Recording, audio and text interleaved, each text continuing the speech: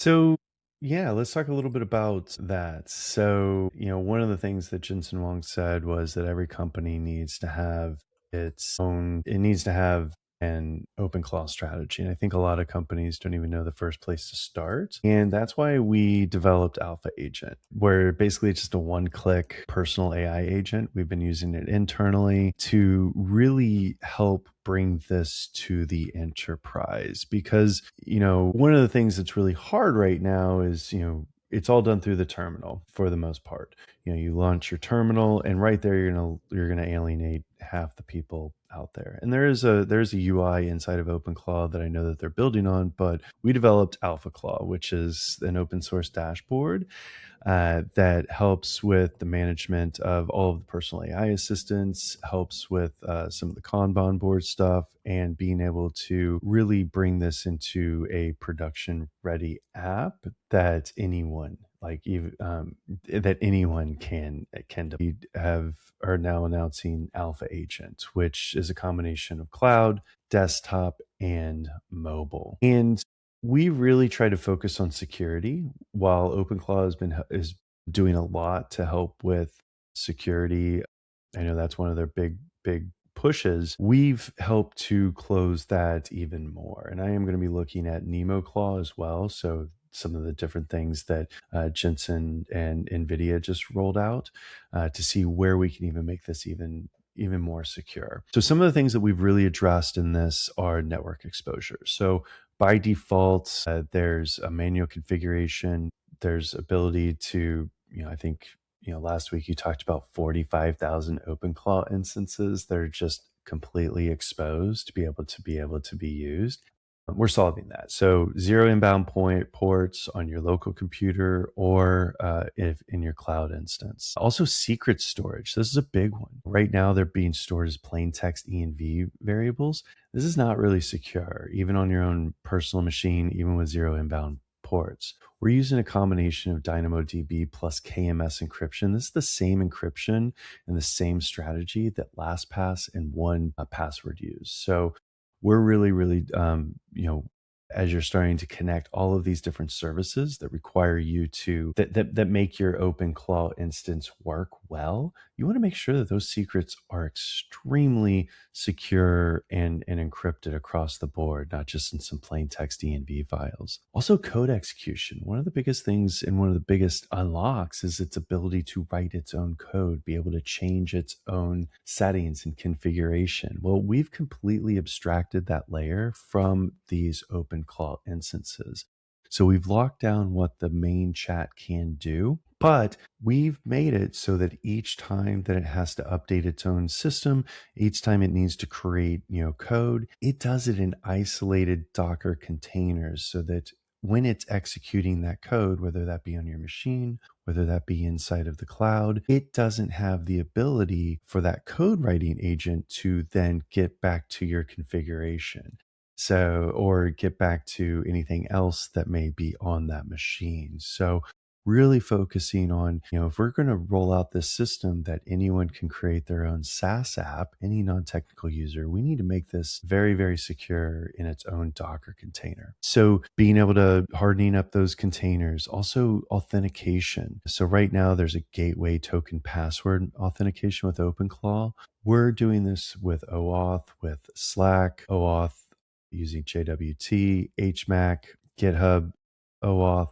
This is where we're adding an authentication layer to your OpenClaw instance. So having to log in, being able to invite your team members, being able to log in to get to other agents that you may have deployed. This is a big one as well. Also, too, CSRF protection, making sure that same site, strict cookies, CSRF tokens on all mutations, making sure that the site that requested it is actually the site that's there. We've also added a bunch of content security headers and settings for the apps that this does create. So really focusing on the overall app building process.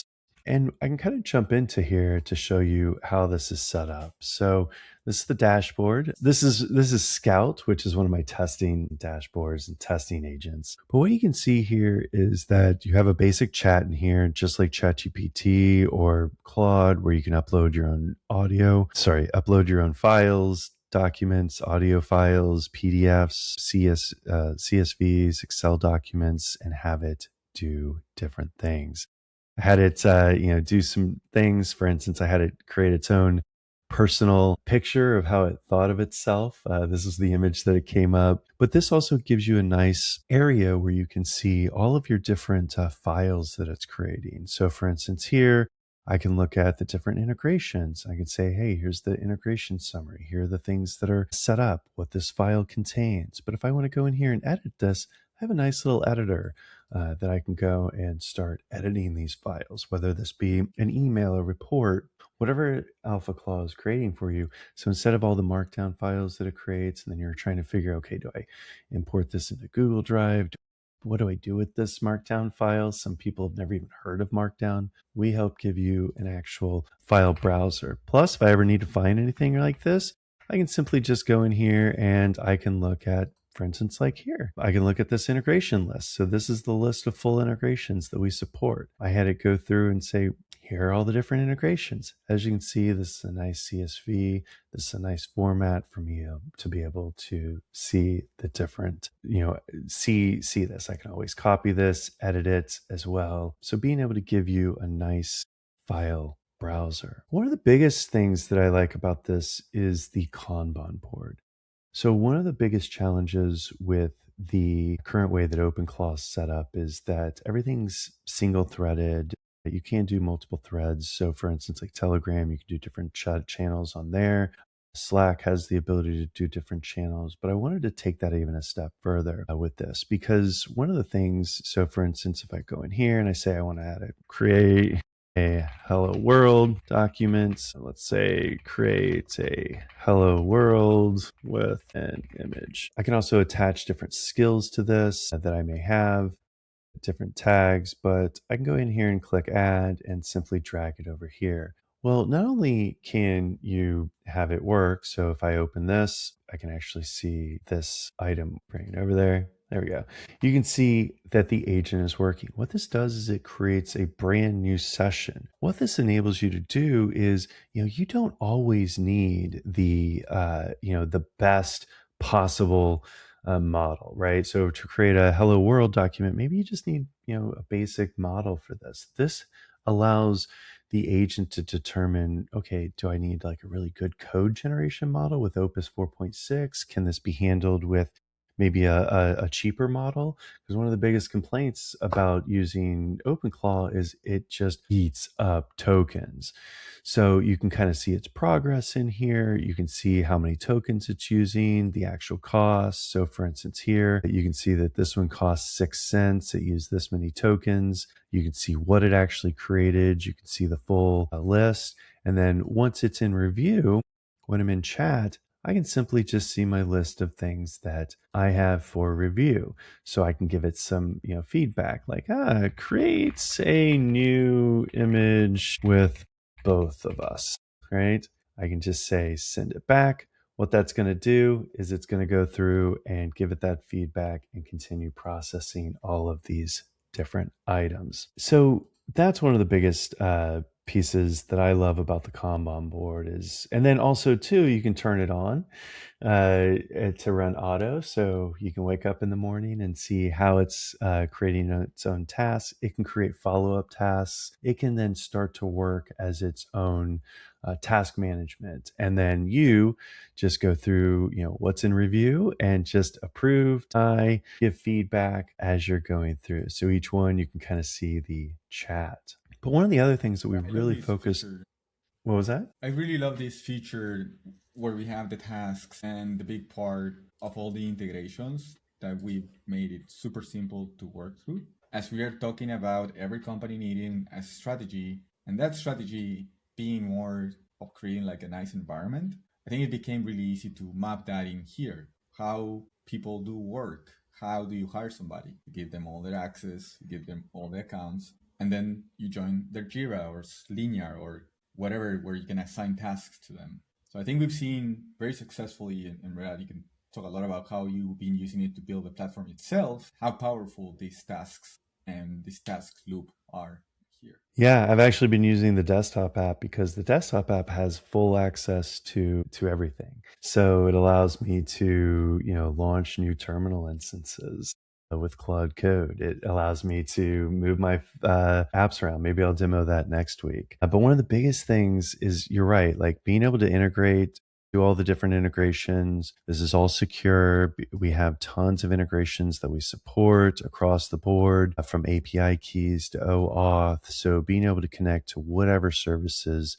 that you're using, and using those to then build things like a daily brief. I created this app, or I should say, Scout created this app to be able to create my own dashboard. Maybe I want a morning brief. These are where you can actually create your own applications across the board. So being able to just say, give me an app that does this, and it's connected to all, whatever it is, whatever use case, whatever thing that your SaaS app, you can go in here, create the app, you can share this, you can set it as your homepage so that you can have your own like status, either personally or your with inside your company, so you can kind of share what you've been working on publicly or with inside your own team. But yeah, there's so much to go over here that we can talk a little bit about the different areas. You have full usage dashboard to see how much everything's costing you per different models. And of course, the ability to add team members to here. So if you're trying to deploy this in your own company,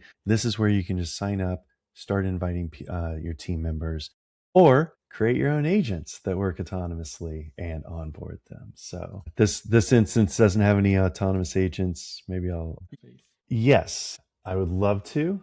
I have to run to a meeting. I do have a hard stop at 11 today. Cliffhanger. We'll talk about that next. I can't have my agents taking my my meetings just yet, but stay tuned. Just yet. All right. Thank you all. Have a great rest of your day. Thanks. Bye.